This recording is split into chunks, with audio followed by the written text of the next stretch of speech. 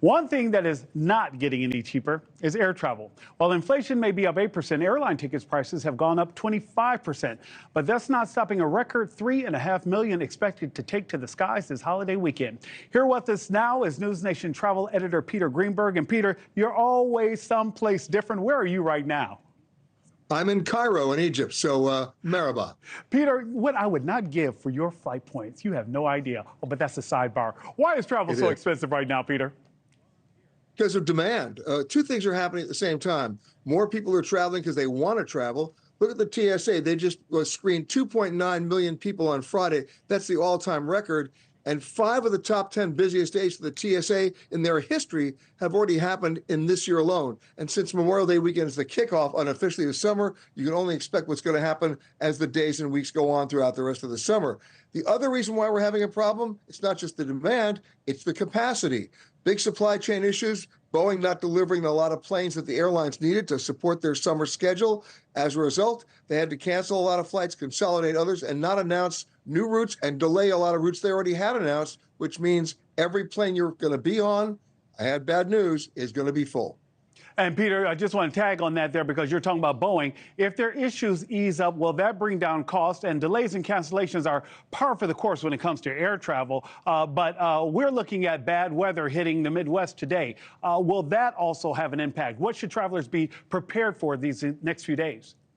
Well, two things there. Even if the Boeing issues got resolved today, we won't see any change until next year because it takes time to get those planes into the system. As far as weather is concerned, it won't affect prices. It just may affect the day you get back on your trip. That's the intangible on any given day, not just a holiday weekend.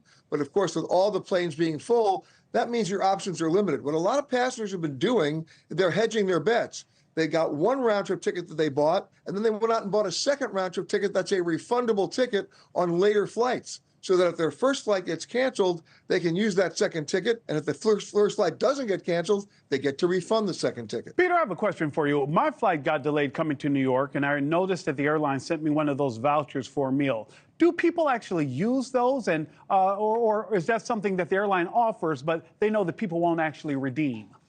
Well, it's not just the draconian gift card approach, but the bottom line is how much was that voucher for, considering how much airline food costs at the airport? And that's not a good idea. I mean, look, at some airports, a beer is $28.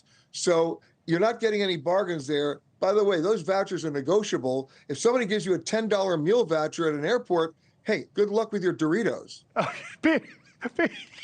Pete, I wasn't ready for that, but you're absolutely right, because it was like a $12 voucher, and I'm like, I'd already landed in New York by that time. I'm like, I can't use this now. As we look ahead to the rest of the summer, Peter, what advice do you have on how people can save money as they plan to travel? Well, take a look at some international destinations. Number one, you find one where the U.S. dollar is so strong. That's Argentina, South Africa, and Turkey. In all those 3 cases, the U.S. dollar is king and becomes a huge buyer's market once you land there because they can't adjust for the price of basic goods and services that the locals pay for. That ranges from a tube of toothpaste to a big dinner out or even a cab ride to the airport. You'll save a lot of money that way. That's number one.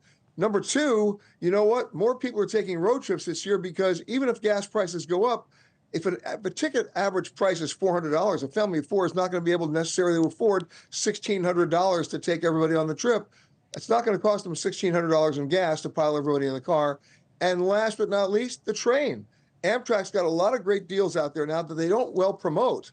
One is a train pass, good for either 15 days or 30 days or more or less unlimited travel with on and off privileges. And they start at about $500 for adults and $250 for kids. That's a great way to do it because in many cases, if you plan your trip ahead, some of those train trips means you don't have to stay at a hotel that night. Absolutely, Peter. I used to travel Amtrak all the time from Philly to D.C., and I never see a commercial for Amtrak. Peter Greenberg, thank you so much for joining us this holiday weekend.